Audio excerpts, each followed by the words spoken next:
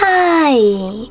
In front of me is OPPO Find X5 Lite, and today I would like to show you how you can switch on or off adaptive brightness on this device.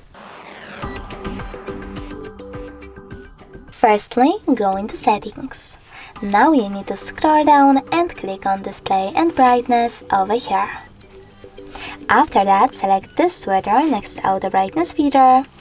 And as you can see, after that, adaptive brightness is off. If you wish to turn it back on, just click on the same switcher. But you can always go into Tab menu as well and click on this little icon with a sun and an A next to brightness slider. If it's white, that means that auto brightness is off, but you can always turn it back on by clicking on the same icon one more time. Thanks so much for watching. If you enjoyed this video, leave a like, comment and subscribe. Bye!